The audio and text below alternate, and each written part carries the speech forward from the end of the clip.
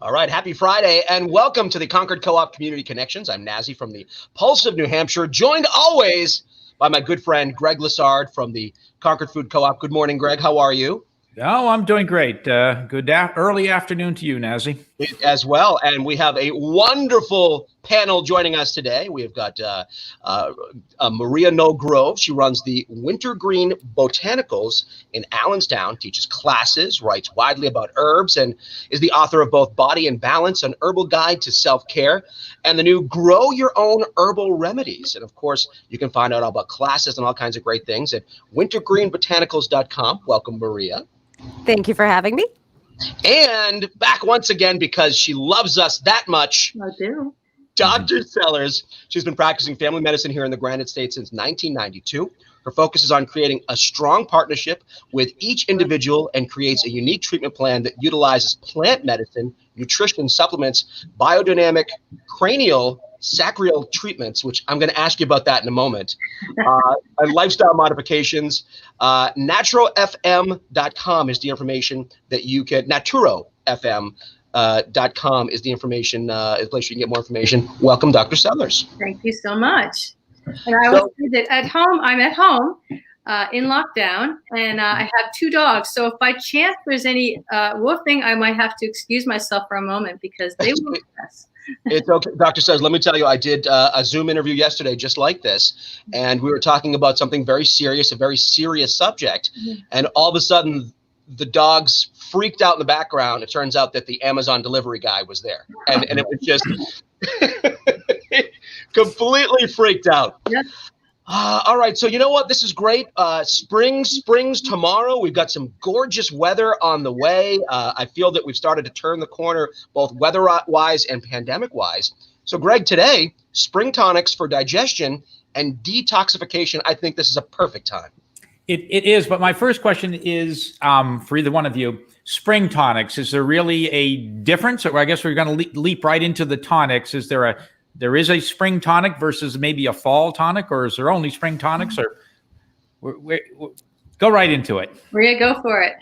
I would say that there is a lot of crossover because a lot of the herbs that we would harvest in the springtime, we also then come back to in the fall. But there are some differences, like a lot of the leafy greens, like violets and nettle, are much better in the springtime than they are in the fall. And a lot of the roots, while we can certainly dig them and use them in the springtime, and those do come back. We can use pretty much all those same roots in the fall as well.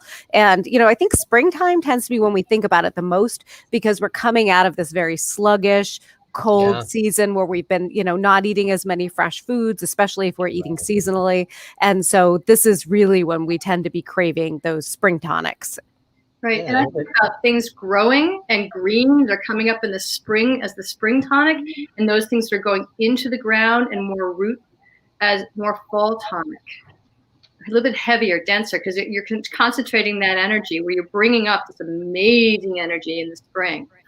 Now, let me ask a question, and I'm not sure if anybody knows the answer to this, but would the fall and spring and summer tonics be different, let's say, on the West Coast than we have here on the East Coast of New England? I mean, different fruits and vegetables grow in different places. Different? I would say, having lived out in Oregon, that no, I think that, well, if you're looking at where you're living regionally and people are choosing from regional areas or your local areas, then yes. But for the most part, you can find dandelion everywhere. You can find burdock everywhere. You can find violets. So I would say that based on having lived out there and just in Oregon, that no, I could pretty much say that when we were out, we were doing a lot of field work and just out, and, I was going to say scavenging. That's not what I meant to say, but when we're out, harvesting, pretty much you're looking for what is around you and a lot of the same things. Yeah. Although the actual exact timing might change. Like, for example, I still have a bunch of snow and, other places are starting to warm up a bit. But if you're in places that are warmer in Oregon, some of those folks had nettles a month or so ago, and I'm not going to have it for another month or two more. So there's a difference in timing. Yeah. Now, Maria, refresh my memory. One of your books, I think, identifies the plants, right? If you're saying go out and gather these items, I wouldn't know where to start. But if I had a guide or pictures, but I think one of your books has that. Am I correct? Well, to some extent, yes. So the Grow Your Own Herbal Remedies it's more on gardening, but there are sections. So for example, as we get to let's see if I can bump on over it to it, and especially this topic, we're looking at weeds, not things that you would generally be cultivating. And so it does go into that a little bit more. So let's see. We've got, different recipes that you can make. And there are pictures of, like this is the detox forager section. And it does go into a bit of detail. It's still not quite the same as an identification guide, but it gives you some key things to look for. And things like dandelion, burdock, violet, yellow dock, red clover, and then some others. For those that are listening on the radio, what's the title of that book? This is Grow Your Own Herbal Remedies. And it is available at your website, and it's just chock full of great information.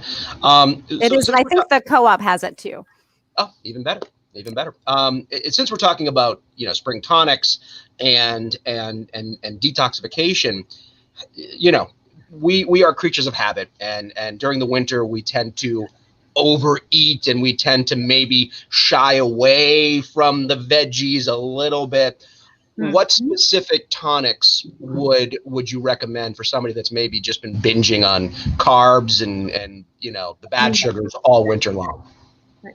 Well, I'm looking to the fact that not just a tonic, but how about like recently I've been moving from my soups. I grew a lot of squash, and so we made a lot of squash soups.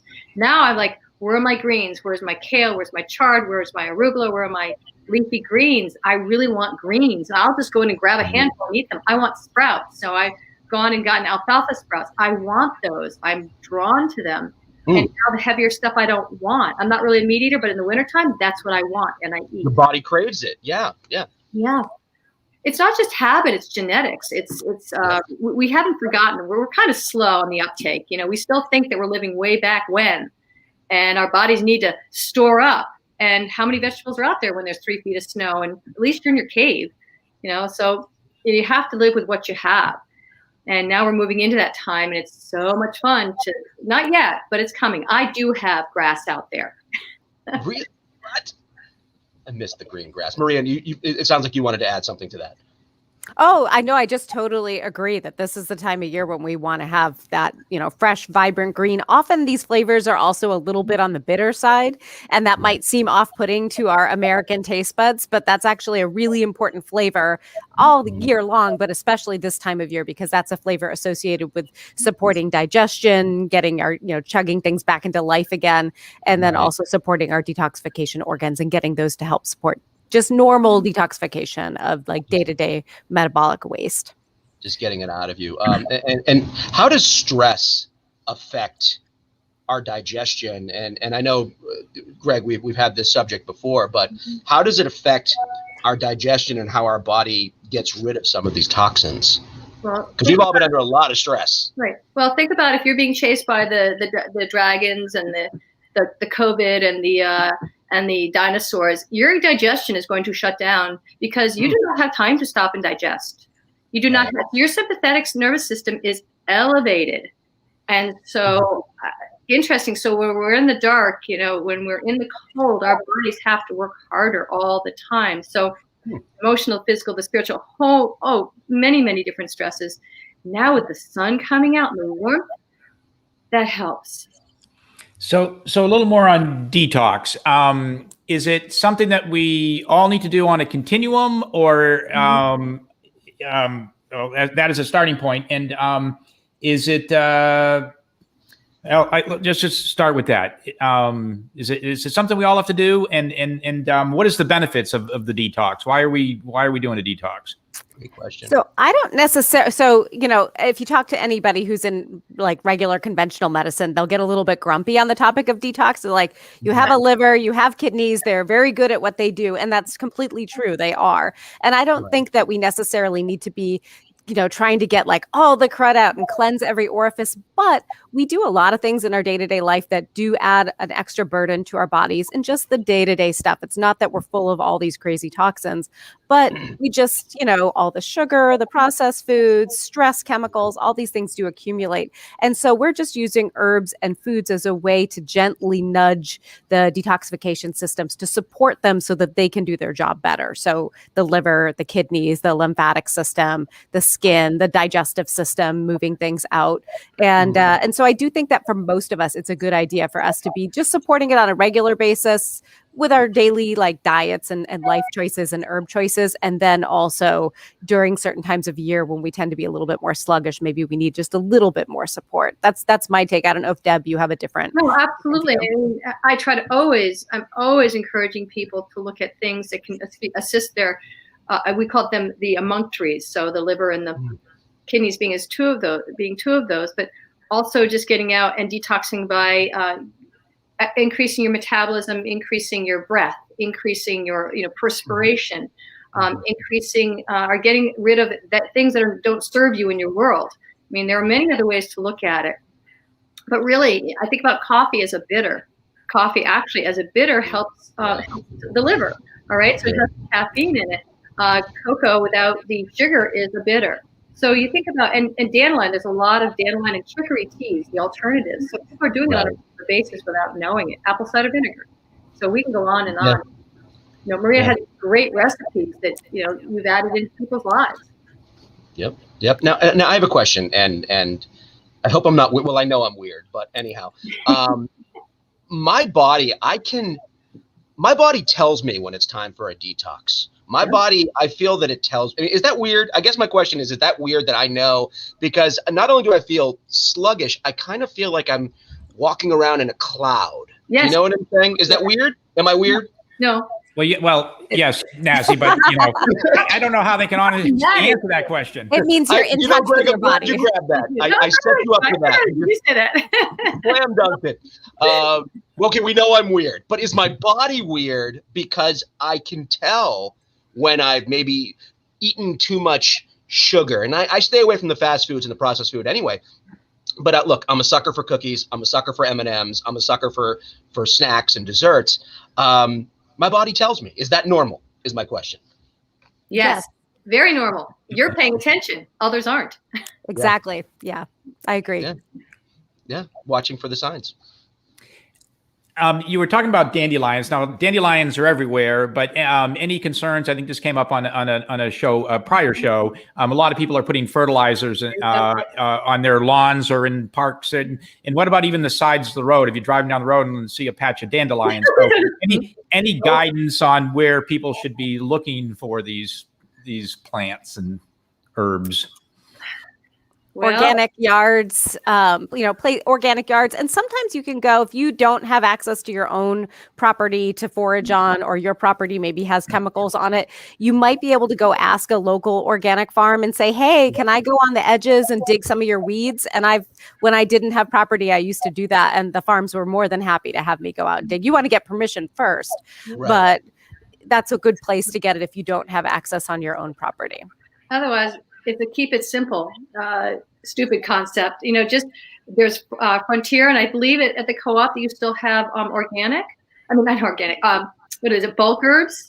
Mm-hmm. And so organic is the best. Or again, there's Mountain Rose, and there's some Star West. There are places where you can go, but you want to make sure. And this is Gaia has this driven into my brain. You want to make sure that it's a source that is reputable, where it has been looked at again and again. So when you're looking at your sources, you want to make sure that they are a reputable source and to validate that which they're selling to you. Yeah. And I love Gaia and Frontier. And then also I know Traditional Medicinals has some really great dandelion root teas, and they're a really awesome company as well if you want something in a tea bag. And I love just getting, when they're in stock, and it varies depending upon the day of whether or not they're available, but dandelion leaves in the produce department are great. They make awesome pesto if you don't want to go out and, harvest your own leaves. That's how my grandmother used to make it. She would have dandelion leaves and put it right in the sauce. And I know the majority of this is available at the co-op. And we were in there last week, and it's just, there's so much food at the co-op. You could probably get everything from Maria's books in the co-op, right, Greg? A lot of it. Yeah, the produce department is 100% organic. So, a real benefit of shopping at the co-op is they basically screen all of the products there and make sure there's no harmful ingredients, that everything's a clean product. So all that research is done prior before the product even comes in the store. So although everybody's reading the ingredients, you're not going to find items in any of the products that you can't pronounce and don't understand what they are. It's all real food. And I think you can do some of the shopping online right now, so you can make that assessment. And Maria pointed that out to me. And for those who are homebound, actually, maybe I should call. Please deliver. Yes, it's pretty awesome service. Yeah, the eShop, if you go to concordfoodcoop.coop, virtually the entire store is online. So it does give you the opportunity to see what all the products are. And you can pick up at curbside, or if you're in where DoorDash delivers, then you can just set up a delivery if that's your preference. But it is a good way to see the products that are at the Concord Food Co-op. Just shop online. Now, Maria, while we have a moment here, we've got a few minutes left. Somebody listening to us right now, what is your go-to spring potion detoxification? What is your favorite? And you've got a whole book full of great remedies. What's your favorite? Ooh, I have so many. I really do love the pesto recipe. So it's and I learned it from one of the other educators, Tracy Komoric. I don't know if I'm pronouncing that right, but she did a really nice recipe that she demoed at the co-op, and I fell in love with it, and it's become a staple. And so it's on the kitchen blog, but it's also on my website as well. And it's dandelion greens. You can throw other greens in there too. Some toasted pumpkin seeds or pepita seeds, garlic, lemon, most of the other stuff that's kind of typical for a pesto, olive oil, and then you grind that up, and it's so delicious. It's like bitter. It's not like basil-y. It doesn't have that same flavor, but I actually like it even better. And having that on a good organic corn chip or having it with some veggies is really delicious. So that's a popular one in my house and in my classes too. I love it. Now, what about you, Dr. Sellars? What's your favorite? What's your go-to? I have a quick aside in the fact that when we moved into this old house 30 years ago, we came in and there was a whole cellar full of dandelion wine. Ooh. And it was so good, and it hadn't been opened. And I have to say that we actually gave it to our neighbor who owned the house. We gave it back to him, but I wish I'd kept it because it was so darn good. That dandelion was really good. So I would say that if I had been smart enough, I would have taken some dandelion leaves and also nettles and the root and some burdock and put it into a tonic or vinegar. Because I made elderberry vinegar, and my husband said, that's the most disgusting thing on this planet. I was like, I just wanted to go in every morning and have it. I love fire cider. I think preserving in vinegar is great because then you can add it to salads where, again, you have your greens. So I'm always looking to food. And a lot of my teas, I have to say that I love teas. And again, now those soups are out there, and I can start throwing things in there. But more is just looking for them and then nibbling on them when I'm out in the yard. Oops, sorry about that. In the woods, not in the yard. Perfect time. Dr. Sellars, quickly give out your website and how we can get in touch with you. And then Maria, same question. So it's www.naturofm.com, or most people just find me by Dr. Deborah Sellars, Concord, New Hampshire. And mine is wintergreenbotanicals.com. And I'm also very Googleable if you want to just Google Maria Herbalist, New Hampshire. And I did just post a whole blog on the blog page on detoxification with recipe links. So you can check that out too. Thank you. Thank you. I love your blog. It's so much fun to see. It's like, oh, it's there. Thank you. It's ready to go. All right, Greg. And in the final minute and a half, we'll talk about the co-op and the very special event that is just about sold out this weekend. Well, let's start with that. Superfest. Superfest is a signature event for the Concord Coalition to End Homelessness, and that is tomorrow at White Park. There is the Concord Food Co-op is making a Hungarian mushroom ale, and they added 4 additional gallons because we were totally sold out yesterday. So if somebody wants or likes the Hungarian mushroom ale, they can still go to concordhomeless.org and order. All orders must be placed in advance, and you select a pickup time. But that's tomorrow at White Park in Concord. And I did want to say that this show is recorded, and you can see it at any time at the Concord Food Co-op's Facebook page, so that the video of the show, so that if listeners want to, if they miss something and they want to be able to listen to the show again, go to the Concord Food Co-op's Facebook page, and you can watch the entire show. Excellent. Thank you all very much. And you. we will talk again next week. Have a wonderful spring weekend. And thanks for listening to the Pulse of New Hampshire. Okay. Thank you. Bye. Happy Thank you, spring. Deb. Thank you, Maria.